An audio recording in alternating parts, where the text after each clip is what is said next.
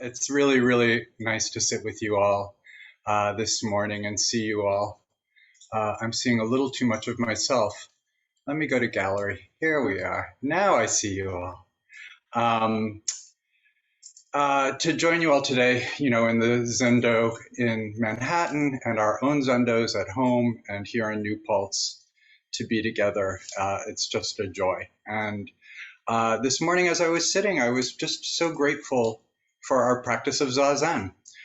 Just the simplicity of our practice is really, I'm struck by it over and over again for years of practice, and I'm still like, wow, this is a really amazing gift that we give ourselves when we sit down and just see things as they are.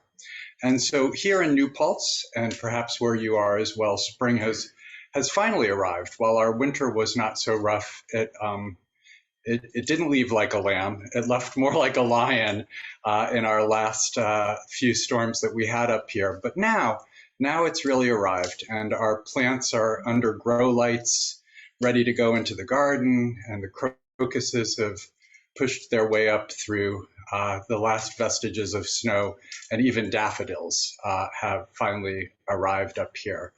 So it's starting to happen. I can feel it in the air. The birds are now returning, and those that have stayed over we're hearing in our Zendo. So it's not so much the roar of our heater or the fire, but it's the sound of birds, and everything is shifting. And I'm touched really by the crocuses who show up first to the party. I'm amazed by their fragility, how fragile they are, that just a rain or a strong wind could take them out so easily. And yet they're persistent in returning each year, coming back and showing up and waking up, and in so doing, hopefully waking us up as well. So I've shared in the past the struggles of being a homeowner, and the things that come with owning an old house and all the work that it entails.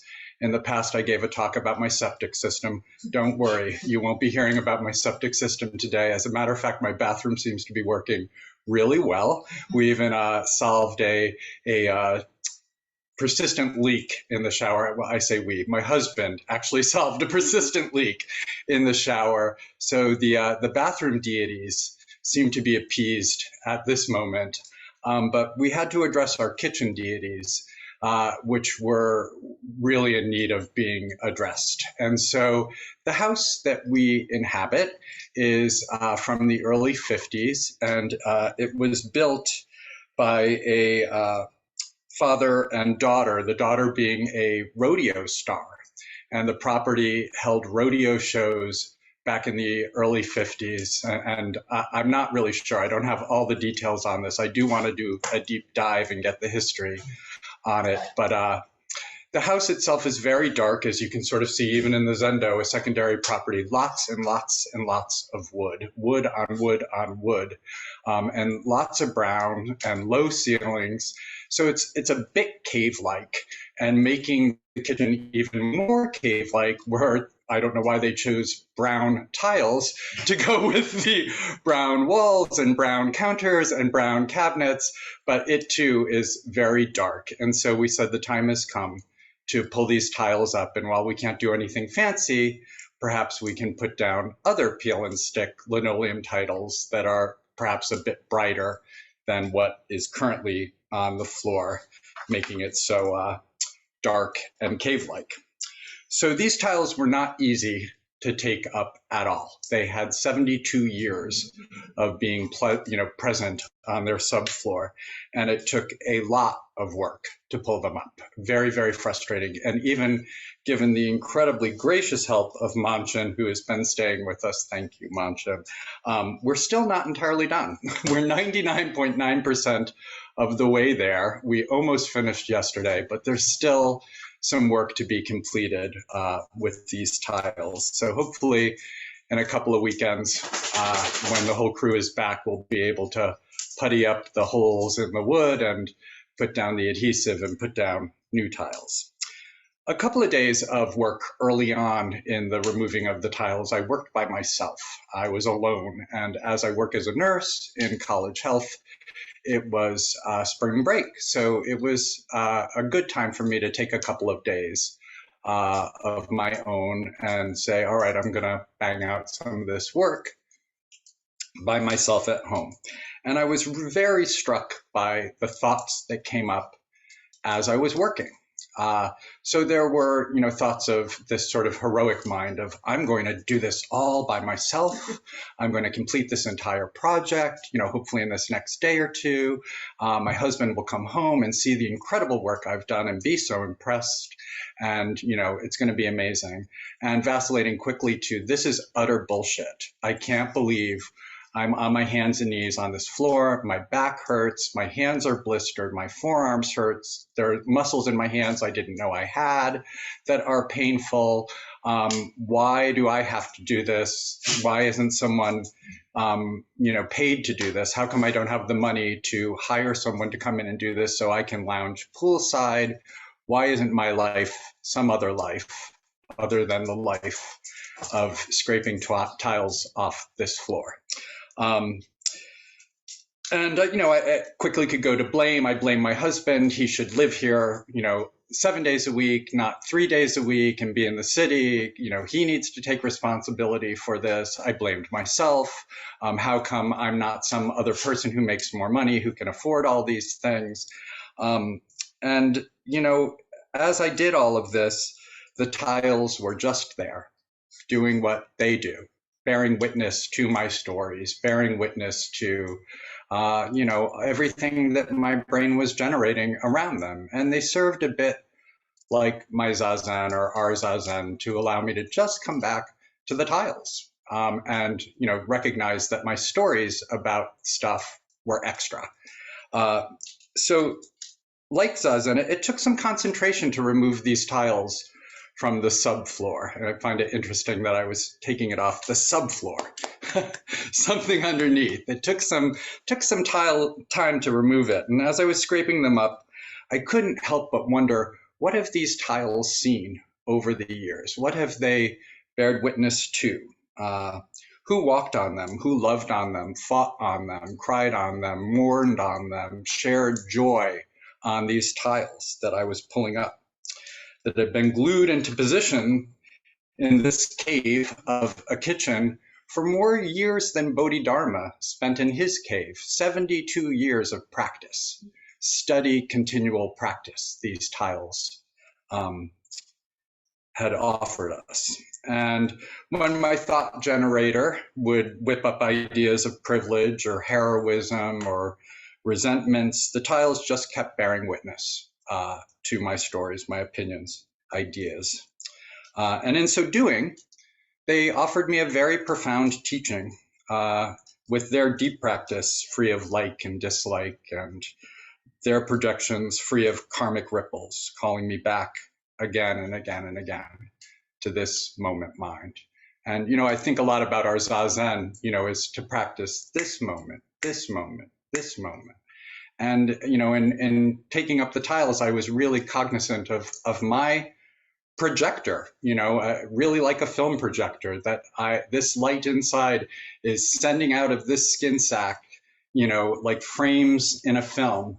Nen, nen, nen, we chant in the Enmei-juku Kanengyo, ideas that we string together, or I string together so quickly that it gives me the sense of time passing and some story. And yet the tiles are preaching one singular Dharma. And there's a great story about the tiles preaching Dharma by Dogen. And it's in his fascicle, Mujo Seppo, the insentient beings speak Dharma.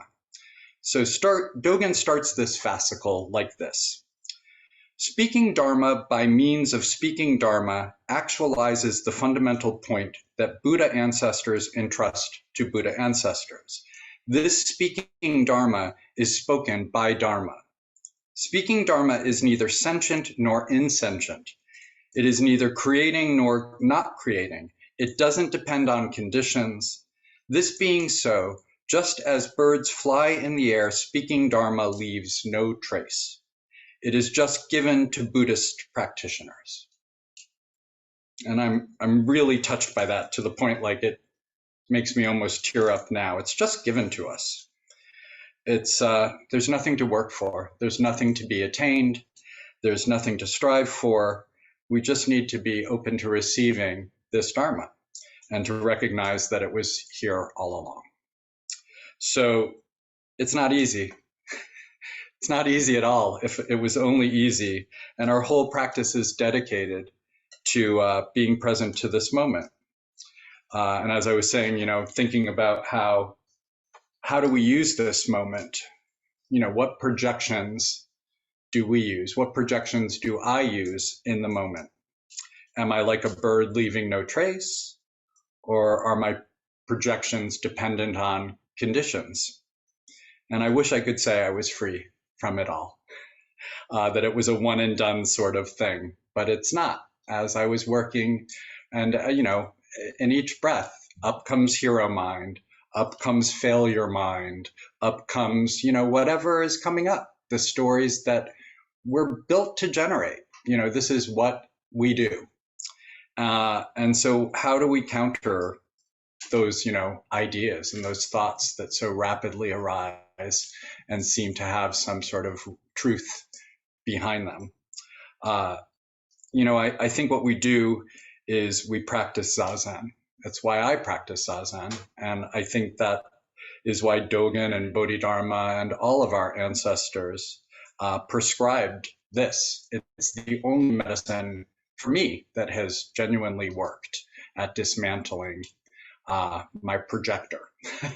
Taking it apart a little bit and letting me see what it is I actually project out into the world. Am I leaving traces? Can you see the path of the bird, so to speak? And in this fascicle, there's a koan embedded in it that I think speaks to it a little, offers us some clarity, an inroad into this. And so I will share the koan with you. The national teacher, Hui Song, was asked by a student, "Can the insentient preach the Dharma or not?" And he replied, "Obviously, insentient beings always preach the Dharma. The speaking never stops." The monk asked, "Why don't I hear it?" Wei Zhang said, "You don't hear it, but it doesn't mean others don't hear it." The monk asked, "Tell me, who hears it?" Wei Zhang said, "All the sages do." And the monk asked, "Do you hear it, sir?" And Wei Zhang replied, "No, I don't hear it." And the monk persisted, "If you cannot hear it, how do you know that insentient beings can understand and preach this Dharma?" And Wei Zhang responded, "This fortunate person doesn't hear it. If I did, I would be equal to all the sages. Then you could not hear me expound the Dharma." And the monk said, "If so, human beings would be left out." And Wei Zhang said, I speak to human beings. I don't speak to sages." And the monk asked, what happens to human beings when they hear you?" And Wei Zhang said, "They are no longer sentient." Sentient and insentient have nothing to do with it. When everything throughout space and time is seen as speaking Dharma, what, where, who isn't expounding the Dharma? But I can, and I think we can all fall prey to kind of categorizing, things that speak the Dharma better than other things. I'll hear it over here, but not here. I left New York City over 10 years ago now, and first was living in Provincetown on the Cape. And I'm sure An Sensei and Seijin and the An Sensei can tell you that the waves and the sounds of the waves and the sands of that, sandbar of Cape Cod expound the Dharma beautifully.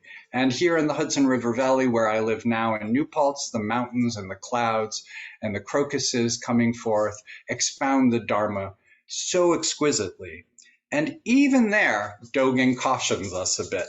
And he says, In this fascicle, foolish people may think that the sound of trees or the opening and falling of leaves and flowers is insentient beings speaking Dharma. Such people are not studying Buddha Dharma. If it were so, who would know and hear insentient beings speaking Dharma? Reflect now. Are there grasses, trees, and forests in the world of insentient beings? Is the world of insentient beings mixed with the world of sentient beings? Furthermore, to regard grass and trees insentient is not thoroughgoing. To regard insentient beings as grass, trees, tiles, and pebbles is not enough.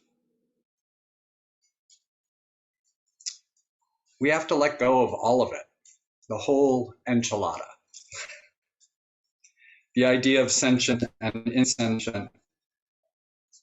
Then the tiles. The tiles will hear us, and perhaps we'll hear the tiles. We'll hear the Dharma of a female rodeo star from the 1950s, the cheers of her audience. We'll hear maybe even further back than that. We'll hear back to the Munsi Lenape, who were on this land prior to them. Perhaps the slaves that the Huguenots owned in the area who worked this land. And now we hear Joanne and Scott and Ruby the dog, the crackling of my fire, and the New Pulse Zen Center Sangha. And while my back is really sore, and my legs hurt, and my knees hurt, and my hands hurt, and I've got blisters, and the labor isn't done, I'm thankful for the time I spent with my tile teachers. They offered a lot over these days, bringing me back to the moment again and again and again. And yesterday, as Scott and I worked getting up almost the last of these tiles, he served as DJ, as he often does.